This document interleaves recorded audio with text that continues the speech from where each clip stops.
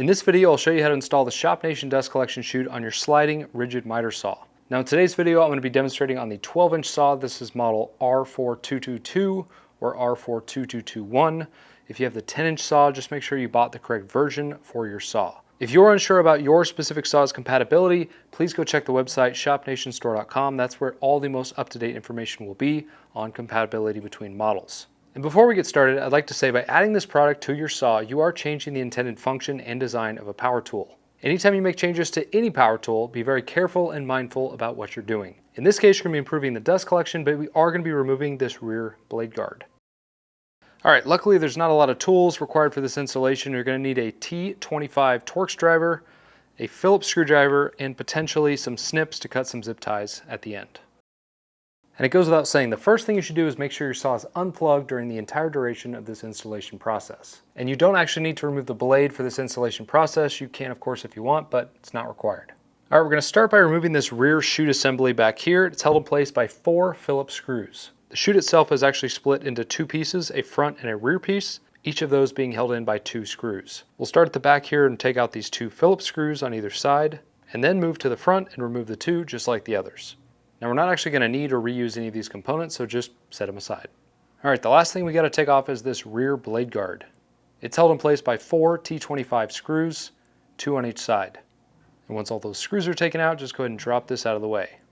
Now these 4 screws we just took out, we are going to reuse, so set those aside because we're going to need them here in a minute.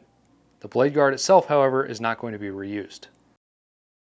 Inside the box, you should see a chute assembly with a hub adapter along with the 2 thumb screws, a short section of expanding hose, a hose transition piece with this threaded end, a flap bag, which includes 2 flaps, the mounting hardware for the flaps, and a little sticker, an installation card with a QR code that looks something like this that brought you to this video, and depending on what options you selected, 1 or more of these hose adapters. Now if you think your package is missing something, please stop and reach out to us so we can get that straightened out. And also keep in mind that if anything looks slightly different, that's okay. The steps in this video still apply. Step 1 is to separate the universal hub from the chute body by removing the 2 thumb screws on each side. Go ahead and set those aside for now. Now go ahead and remove the contents of the flap bag, which should be 2 flexible flaps, 1 bag of small Phillips screws, a sticker, and a business card. One of these 2 flaps is an extra, so you can go ahead and set that aside for now. Next, we're going to install the flexible flap into the chute body itself. Start by inserting one end of the flap into the slot and work your way around, making sure the flap is fully seated in the groove. If there's anything preventing the flap from being pushed all the way in, simply scrape it out with a small blade or a screwdriver. Next, take the small Phillips screws that came in the flap bag and starting at one end, secure the screws through the flap and into the chute body from the outside. Carefully work your way around the chute, securing the other screws, making sure to fully seat the flap into the slot as you go. You'll notice that the screws are going to protrude into the chute opening like this. Just remember this if you ever try to reach your hand in there. Now go ahead and set that aside so we can attach the flexible hose to the hose transition piece. Carefully get the hose started on the threaded end and continue threading until it gets about here. Now take the free end of that same hose and thread it onto the other end of the chute body itself. Again, stopping around here. Check to make sure everything is nice and secure. All right, we'll take the rest of our parts over to the miter saw. Now we're going to attach the hub adapter where the old blade guard was. All right, to do this, carefully slide it into that old location, obviously with the blade passing through the center of the hub adapter. Begin by installing the front, fully threaded T25 screw we took out earlier. I found it helps to brace the other side of the hub adapter while you're screwing this in just until everything engages. You are going to be threading directly into the plastic, so you're going to feel a little bit of resistance. And remember, just get it snug. You do not need to over tighten these. You can then move on to the rear shoulder T25 screw, which goes back here in this location. Again, don't over tighten. And then obviously just repeat the steps on the other side.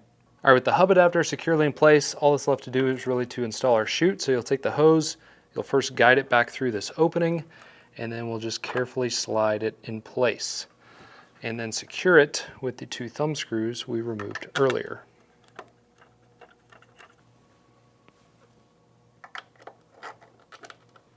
And that's basically it. After closing the blade guard on the saw, move it around to different positions, making sure nothing is binding or hitting. With this design, you should be able to perform pretty much all of the saw functions, like bevels, miters, and even most compound miters. Also be sure to slide open the upper fence whenever possible to allow that dust chute to freely move in and out. At this point, you can attach either one of your hose adapters. If you ordered them, they attach back here onto the transition piece with kind of a quarter turn locking action. But as a reminder, the hose transition piece itself does accept a lot of common hose sizes, like this hose on the outside or small extractor hoses on the inside.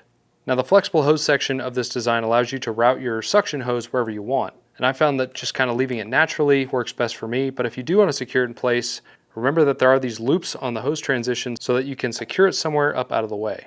Remember that this product is not going to capture 100% of the dust, but it should make a significant reduction of dust around your shop and hopefully your lungs. Thank you so much for supporting my small business, and I sincerely hope this product helps you create more projects. If you ever have any suggestions or questions, please don't hesitate to reach out by going to my website, shopnationstore.com, or reaching out directly via email at support@shopnationstore.com. Thanks.